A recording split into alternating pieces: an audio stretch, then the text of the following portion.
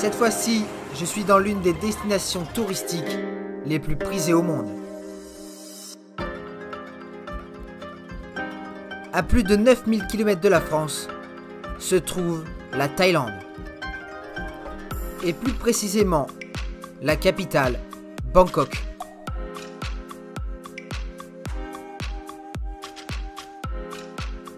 La capitale thaïlandaise est la ville la plus visitée au monde. Près de 20 millions de voyageurs par année. Si on y ajoute la population, la ville est totalement surpeuplée.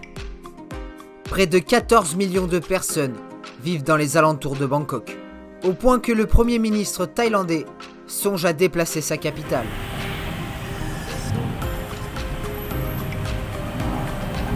Avec plus de 9 millions de véhicules, la capitale thaïlandaise est l'une des villes les plus saturées de la planète.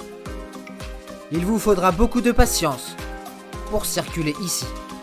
Mais hormis sa population et ses tuk-tuk, la Thaïlande est aussi reconnue pour sa gastronomie.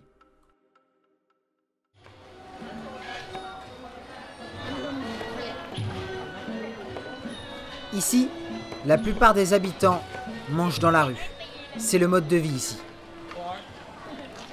Dans chaque quartier, on peut retrouver des stands de nourriture, comme ici. Toute cette nourriture est grillée, frite, mijotée, en plein air.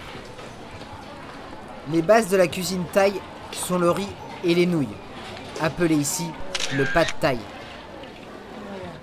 Généralement, la nourriture est vraiment bonne. La gastronomie thaïlandaise est reconnue dans le monde entier. Bien qu'on y trouve quelques similitudes avec ses voisins indiens ou chinois, elle se démarque encore plus avec ses propres saveurs, comme le curry, la citronnelle ou son côté pimenté. Mais retrouvons Bangkok et ses nombreux temples. La Thaïlande possède un patrimoine religieux et culturel assez extraordinaire. Ici, il y a autant de temples que d'églises en France. La grande majorité des citoyens thaïlandais sont bouddhistes. D'où les temples dans tout le pays. Près de 400 sont concentrés à Bangkok et plus de 40 000 dans tout le pays. Pour être ici à Bangkok, il faut aussi savoir supporter la chaleur.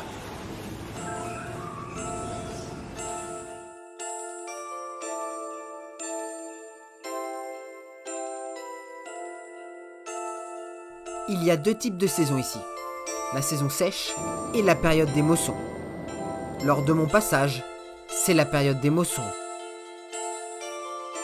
Du coup, très pluvieux et une température très lourde.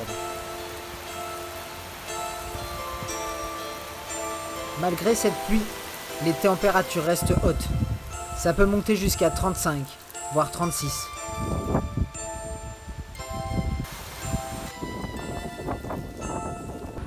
Forcément, avec toute cette eau qui tombe, les plages paradisiaques sont moins belles.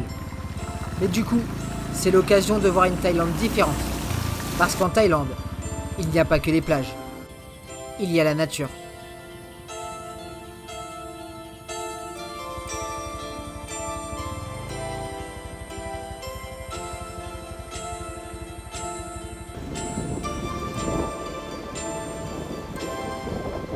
L'une des grandes forces du pays, c'est sa puissance agricole. Elle fait partie des plus grandes puissances agricoles de l'Asie du Sud-Est. Elle est notamment le deuxième plus grand exporteur mondial de riz, après l'Inde. Avec plus de 11 000 hectares de rizières, elle produit plus de 25 millions de tonnes de riz par an, ce qui en fait le 5e pays mondial. Preuve que la Thaïlande, ce n'est pas que des plages paradisiaques ou le tourisme. Mais il est vrai que ce pays possède quelques coins de paradis incroyables. Et c'est le cas, pas très loin, d'Ao Nang.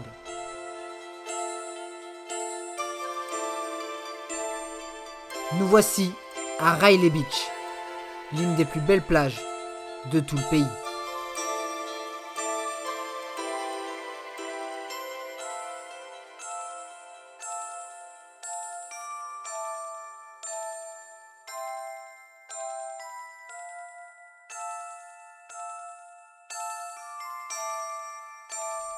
Après une petite balade sympa en bateau, nous voilà arrivés sur une île, pas comme les autres. Voici l'île de Koh Phi Phi, un paradis sur Terre.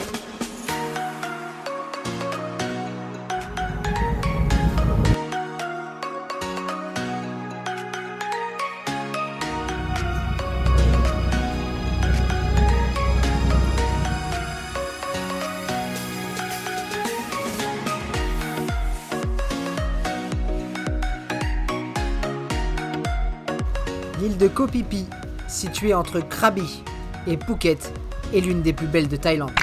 L'endroit est aussi connu pour être l'un des meilleurs spots de plongée du pays.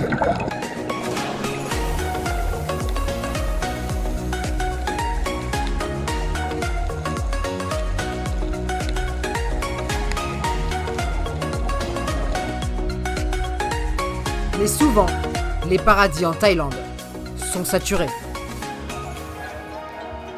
Cette île est l'un des endroits les plus visités par les touristes étrangers. Elle est particulièrement concernée par le tourisme de masse. Et notamment Maya Bay. Victime de son succès, la plage est désormais fermée. Les fonds marins de Maya Bay sont totalement détruits. Mais Koh Phi Phi n'est pas un cas isolé. La Thaïlande accueille plus de 35 millions de touristes chaque année. Et elle doit faire face à la dégradation avancée de ses fonds marins. Et ce n'est pas seulement dû au réchauffement climatique, mais aux touristes. Ce problème est visible dans toute l'Asie du Sud-Est. Tout cela, j'ai pu le constater lors de mon passage.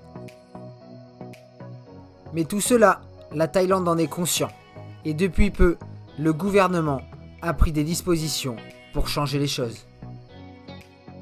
Sur l'île de Koh Phi Phi, j'ai rencontré un petit groupe de Français et d'expatriés qui entretenaient une partie de l'île et faisaient découvrir cette partie de l'île à des touristes. Cette petite action permet d'entretenir l'île et de faire découvrir des lieux magnifiques à des touristes. J'ai pu en profiter.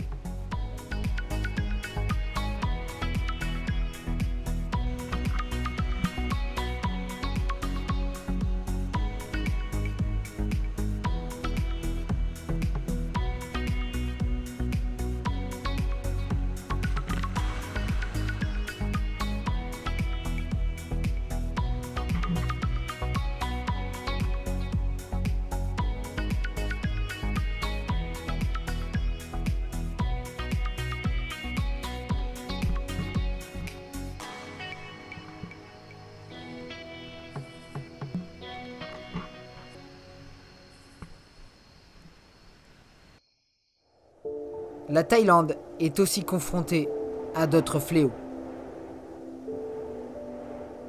En 2004, un terrible séisme frappe le sud-est de l'Asie et la Thaïlande est touchée. Dans les heures qui suivent le début du séisme, un tsunami dépassant certains endroits, plus de 30 mètres de hauteur, frappe l'Indonésie, les côtes du Sri Lanka et l'ouest de la Thaïlande, et notamment l'île de Koh Phi Phi, complètement détruite.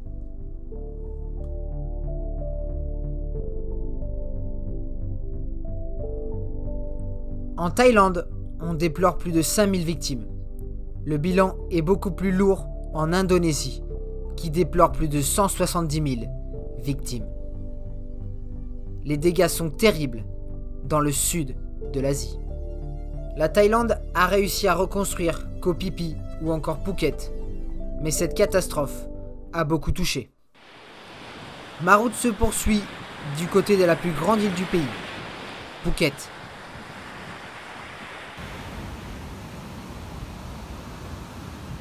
Ici à Phuket, il y a énormément de choses à faire. Entre les plages, la nature et les temples, vous ne manquerez pas de possibilités. L'un des endroits les plus connus de Phuket, c'est ce Big Buddha. Environ 45 mètres de hauteur. C'est un des monuments les plus populaires de l'île. En fonction d'où vous logez, le plus simple pour s'y rendre, c'est de louer un scooter. La location de scooter à la journée, c'est entre 200 et 250 bahts.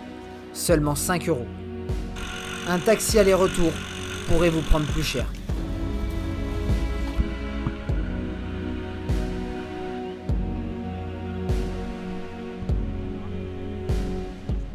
Phuket est le point de départ de nombreuses îles en Thaïlande. Et des îles en Thaïlande, c'est clairement pas ce qu'il manque. La Thaïlande possède environ 1430 îles. C'est énorme si on compare avec les archipels les plus connus. La Polynésie en possède 118 et les Fidji 322. Mais cela reste bien en dessous des 17 000 îles indonésiennes. Alors quand vous arriverez ici en Thaïlande, il faudra faire un choix. Pour ma part, je prends la route de Koh Samui.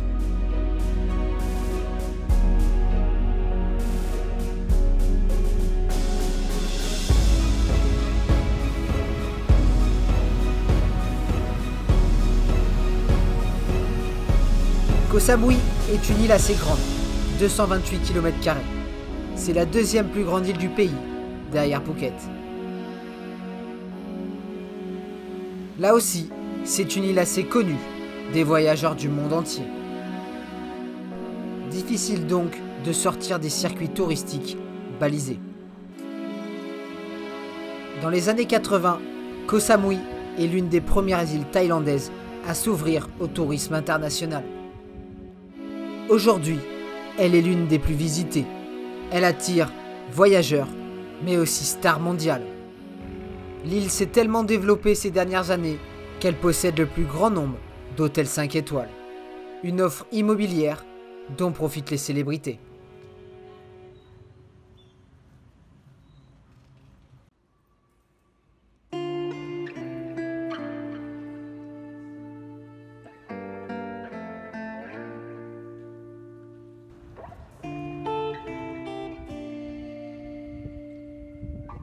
Le tourisme en Thaïlande est extrêmement important.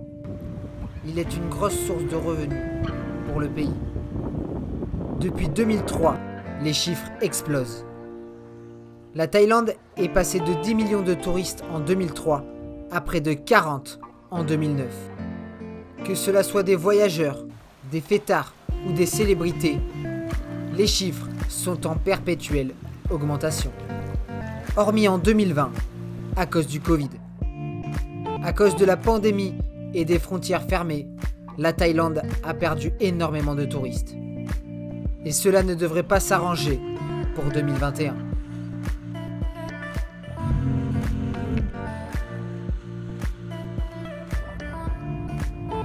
Mais poursuivons la découverte du golfe de Thaïlande. Autour de Koh Samui se trouvent près de 85 îlots. Un vrai paradis sur Terre. Et ma prochaine destination, c'est l'île de la Tortue. En thaïlandais, Koh Tao.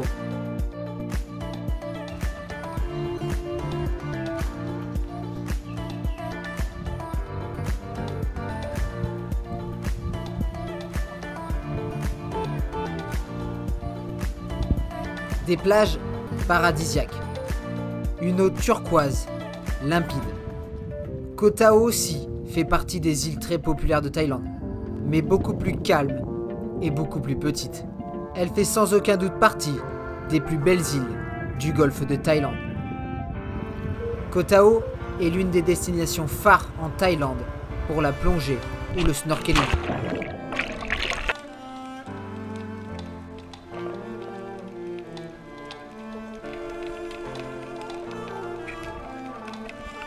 Juste à côté de l'île de Koh Tao, un petit coin de paradis existe. La petite île de Koh Nan Nguyen.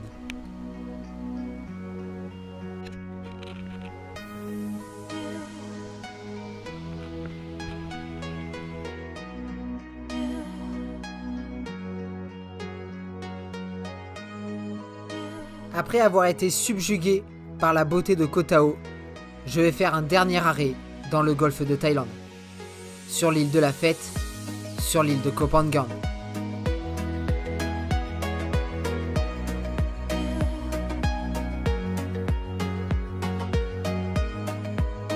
C'est ici, sur cette île, plus précisément sur cette plage qu'a lieu depuis les années 80 la Full Moon Party.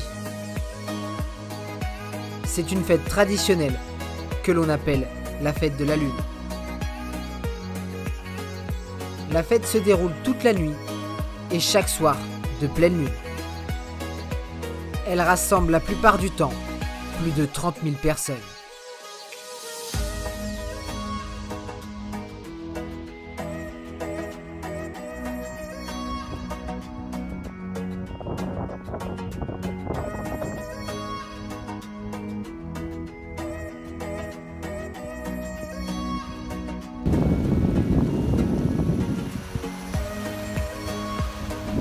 Vous l'aurez compris, le golfe de Thaïlande et toutes ses îles cachent des centaines de milliers de secrets et plein de merveilles. Ici, vous pourrez trouver des îles paradisiaques, des îles festives, mais aussi des endroits beaucoup plus calmes. Il y a des centaines de milliers d'îles à découvrir. J'en ai même pas fait 10%. C'est vous dire. Voici une petite liste d'îles que vous pourriez apprécier en Thaïlande. Tout d'abord, les îles Similan, très reconnues pour la plongée. L'île de Koh Kood. Bien évidemment, l'île de Koh Chang. Celle de Koh Hanoi. Et bien évidemment, la baie de Phang Nga, où se trouve l'île de James Bond. Les possibilités en Thaïlande ne manquent pas. Il y en a pour tous les goûts. De mon côté, je vais remonter tout au nord de la Thaïlande, du côté de Chiang Mai.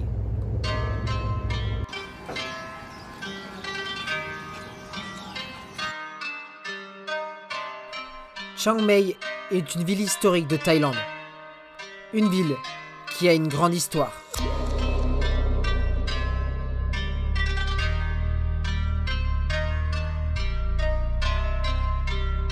C'est sans doute ici que se trouvent les plus beaux temples du pays.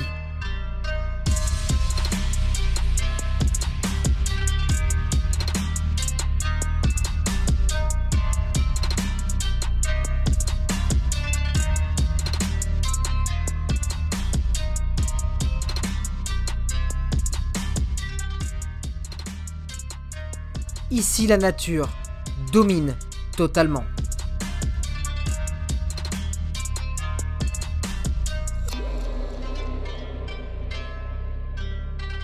Mais Chiang Mai est aussi la ville la plus polluée de tout le pays. Et l'une des villes les plus polluées du monde. Cette ville a énormément de traditions et elle fait voyager des centaines de millions de voyageurs chaque année. Notamment pour son festival des lanternes. Chiang Mai fait aussi partie des villes qui accueillent énormément de nomades digitaux. Un digital nomade, c'est une personne qui peut travailler à distance, peu importe le lieu. Des freelanceurs, des entrepreneurs ou des employés classiques qui peuvent travailler en télétravail. Voyager tout autour du monde, tout en travaillant de n'importe où, c'est le rêve de millions de personnes. Et depuis quelques années, la Thaïlande attise la curiosité de ces nombreux travailleurs itinérants.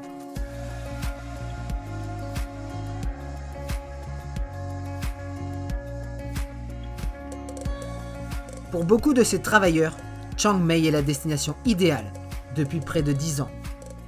La ville est une des villes les plus modernes du pays. Une qualité de vie bon marché, de nombreux espaces partagés de travail et une très bonne connexion Internet. Et d'ailleurs, selon une étude réalisée par Carbon Warehouse, Chiang Mai se classe en seconde position après Austin aux États-Unis en termes de meilleure destination dans le monde pour les travailleurs freelance. Preuve une nouvelle fois que la Thaïlande a de sacrés atouts.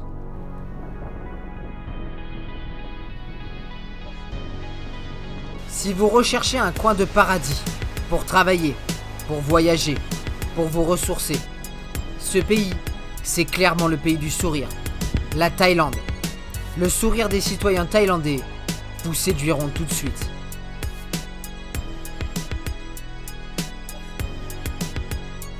La Thaïlande est un immense pays, avec une immense culture. Mais surtout, c'est un pays fait de traditions. Entre nature, îles paradisiaques, Rencontre. La Thaïlande a tout pour vous éblouir. Et il y a tant de choses que je n'ai pas explorées. Et tant de secrets qui sont encore à découvrir.